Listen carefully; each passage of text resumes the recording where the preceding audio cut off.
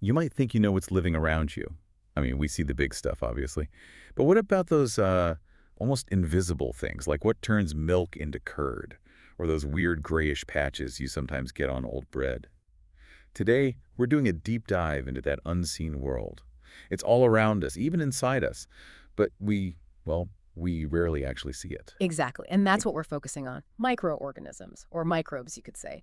These tiny, tiny organisms that, honestly, have a huge impact on our lives every single day, often in ways you wouldn't expect. Right. Food, medicine, our health, even the air, they're involved. Oh, absolutely. They're constantly working, shaping things. So our mission today is sort of pulling back the curtain on these tiny but, well, mighty entities. We want to explore how some are really helpful, kind of our allies, while others, not so much. They can cause problems. Basically, connecting the microscopic dots to the bigger picture to show why they matter so much. That's the plan. We'll look at some key ideas about why they're so important. Not just what they are, but the why behind it all. Okay, so if they're too small to see, how do we even start thinking about them? I mean, what are they really? Well, microorganism just means a living thing that's too small for us to see without help. Like you mentioned the mold on bread, you can see the fuzzy patch, sure, but that's a whole colony. The individual bits, the cells, they're microscopic. And the variety, the places they live, it's incredible. You mentioned adaptability. Just how adaptable are we talking? Are they everywhere? Oh, everywhere is pretty accurate. Seriously. Think freezing cold ice water, boiling hot springs, deserts, marshes, and of course inside other living things like us, in our gut, on our skin. And they can be single cells like bacteria, some algae, protozoa, or sometimes multicellular like many fungi and other types of algae. Wow, okay. So lots of variety. I guess they're not all the same then. Are there main groups or categories? Yeah, generally we talk about four main groups: bacteria, fungi, protozoa, and algae. Each has its own thing going on, its own role. And viruses, I always hear they're sort of different. How do they fit in, don't they? That's a really important distinction, actually. Viruses are microscopic, yes, but they're not quite like the others. They can't reproduce on their own. They absolutely need to get inside the cells of a host. Could be a bacterium, a plant, an animal cell. They basically hijack the host cell's machinery to make more viruses. Ah, okay. So that's why they're different. Right. And they cause a lot of familiar things like the common cold, flu, most coughs, and more serious diseases too, like polio and chickenpox.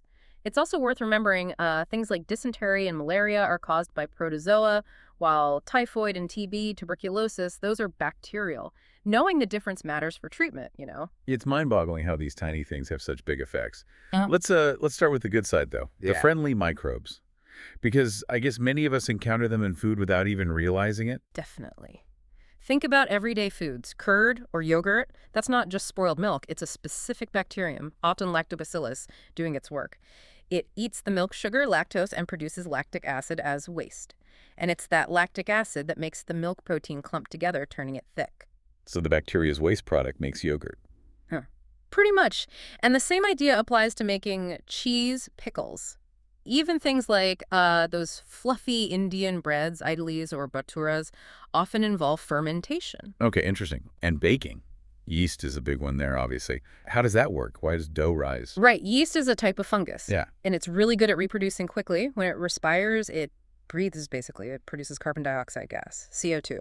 These tiny gas bubbles get trapped in the dough, making it expand, puff up. That's your light, airy bread or cake. So it's filling it with tiny gas bubbles. Exactly. And this whole process, converting sugar into something else in this case, CO2, and also alcohol, that's fermentation.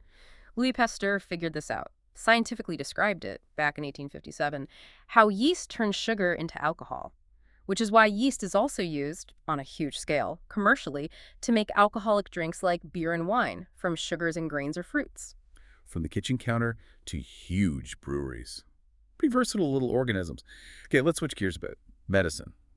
Antibiotics. These were game changers, weren't they? Oh, absolutely revolutionary. Antibiotics are substances, often made by bacteria or fungi themselves, believe it or not, that kill or stop the growth of other disease-causing microbes. But ideally, without harming us too much, that's the key. Things like streptomycin, tetracycline, erythromycin, common examples. And the discovery of penicillin, the first one, that was kind of an accident, right? It was.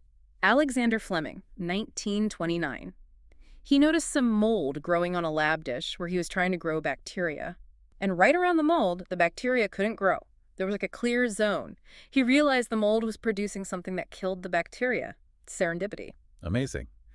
But we also know now that using antibiotics isn't always straightforward. There are precautions, right? You can't just pop a pill for anything. Exactly. It's so important to only take antibiotics when a doctor says you need them, and crucially, finish the whole course even if you feel better. If you misuse them, take them for a virus, stop early, wrong dose, you contribute to antibiotic resistance. The bacteria learn to fight back, basically, which means the drugs might not work next time for you or someone else. Plus, they can kill off the good bacteria in your gut, too. And definitely no good for colds or the flu because those are viral. Precisely. Antibiotics do nothing against viruses. Okay, so what about vaccines then? Another huge medical leap. How do they work? How does that little shot protect us? Vaccines are clever. They introduce a harmless version of a microbe, maybe it's weakened or killed, or just a piece of it into your body. Your immune system sees this, thinks it's under attack, and learns how to fight it off by producing antibodies. But the key is it remembers. So if the real dangerous microbe ever shows up later, your body already knows how to defeat it quickly. So it's like a training exercise for your immune system. Exactly. Edward Jenner pioneered this with smallpox way back in 1798. And think about childhood vaccinations today or global efforts like the polio eradication program. They all use this principle to prevent diseases like cholera, TB, smallpox, hepatitis. It's incredibly effective public health. It really is.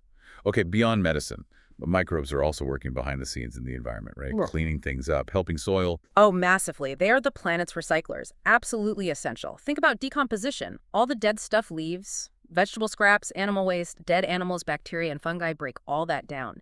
They turn complex organic matter into simpler, harmless substances, cleans up the mess, and importantly, returns nutrients back to the soil for plants to use again. So nature's ultimate recycling team. And you mentioned soil fertility, something about nitrogen. Yes, nitrogen fixation. This is vital. Our air is mostly nitrogen gas, about 78%. And all living things need nitrogen. It's in proteins, DNA, chlorophyll, essential stuff. But plants and animals can't just grab nitrogen gas from the air and use it. It's not in the right form. Okay, so how do they get it? That's where certain microbes come in. Some bacteria, like rhizobium, that live in little nodules on the roots of plants like peas and beans, and also some blue-green algae in the soil. They can take nitrogen gas from the air and fix it, convert it into compounds like ammonia or nitrates that plants can absorb through their roots. We call them biological nitrogen fixers. They basically fertilize the soil naturally. Yeah. Incredible. So we've covered a lot of the good stuff they do. But of course, there's the other side, the faux side, when microbes cause problems. Right. Unfortunately, some are harmful. We call disease-causing microbes pathogens, and they have various ways of getting into our bodies, through the air we breathe, contaminated water or food, or direct contact touching an infected person or even an animal carrying something. And that leads to communicable diseases, the ones that can spread. Exactly. Those are microbial illnesses that pass from one person to another. Think of the common cold again, or chickenpox, TB, cholera. If someone with a cold sneezes without covering their mouth, thousands of tiny droplets full of viruses spray into the air. Someone nearby breathes them in. Boom, transmission. Makes you want to carry hand sanitizer everywhere. What about insects? I know they can spread diseases too. Yes, insects can be vectors. Some are just mechanical carriers, like a housefly landing on garbage, picking up germs on its feet, then landing on your sandwich. Yeah, that's why covering food is important. Others are biological vectors, meaning the pathogen actually lives and multiplies inside them. The classic examples are mosquitoes. The female Anopheles carries the malaria parasite, and the female AIDS carries the dengue virus. They transmit it when they bite. So controlling mosquitoes isn't just about annoyance, it's serious disease prevention. Absolutely critical. Things like basic hygiene, maybe keeping a bit of distance if someone's sick, covering food, and, crucially for mosquitoes, getting rid of stagnant water where they breed. These simple things make a huge difference. Understanding how disease spreads, like TB through air, malaria via mosquitoes, typhoid, often through water, tells you how best to prevent it. And this isn't just a human problem, right? Animals and plants get sick from microbes too. Does that affect us? Oh, definitely. Anthrax is a serious bacterial disease affecting cattle, and humans can get it too. Robert Koch figured out the bacteria behind it in 1876.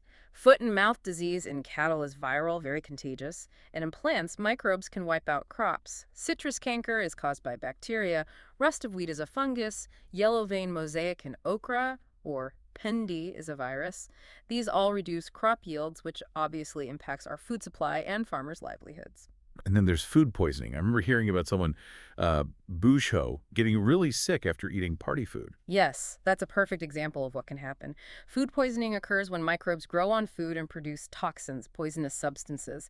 Sometimes the food smells bad, tastes off, looks weird, but sometimes it doesn't.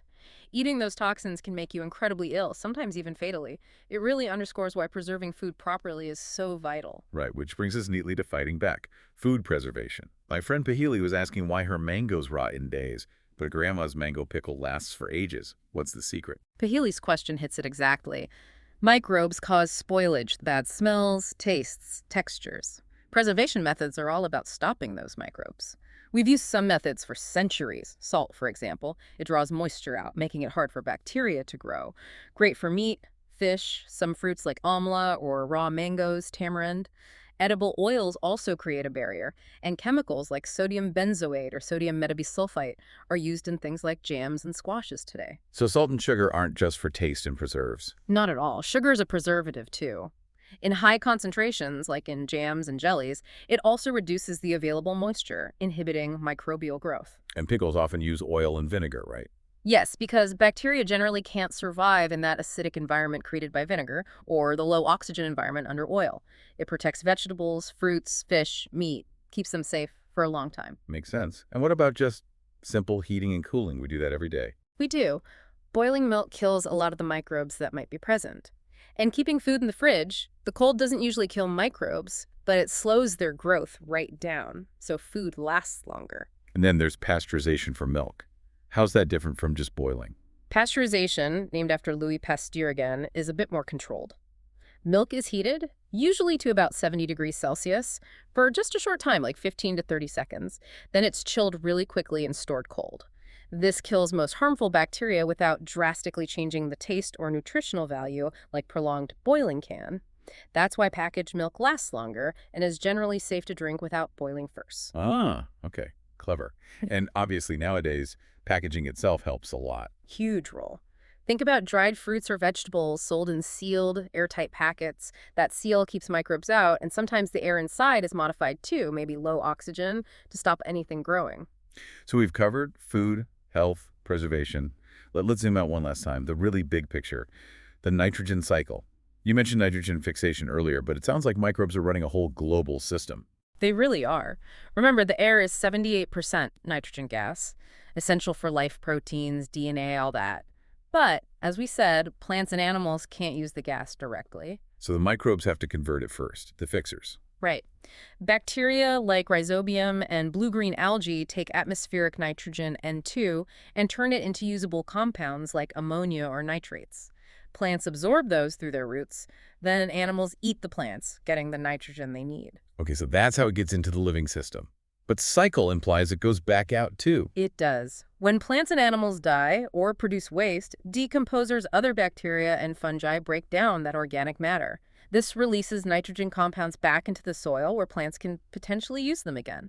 But crucially, there are also other bacteria called denitrifying bacteria that take some of those nitrogen compounds and convert them back into nitrogen gas, N2, and that gas returns to the atmosphere. Wow. So they take it out of the air, put it into life, break down the dead stuff, and then put some back into the air again, keeping the balance. Exactly that. This constant cycling, driven largely by microbes, keeps the amount of nitrogen in the atmosphere stable. It's fundamental to life on Earth as we know it. It's really quite something.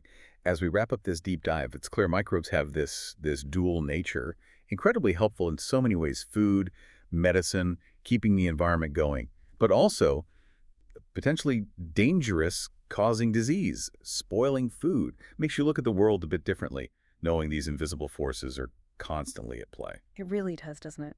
And just as a final thought to leave you with, consider the sheer resilience of these organisms. Scientists have found bacteria thriving in places you wouldn't believe. Boiling mud pots, super cold icy water, lakes filled with caustic soda or concentrated acid. There was even a type of bacteria found alive on a camera that had been left on the moon for 2 years.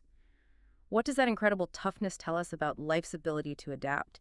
And, what other secrets might these tiny powerhouses still be holding? What else could they do, maybe even in those extreme conditions? Lots to think about.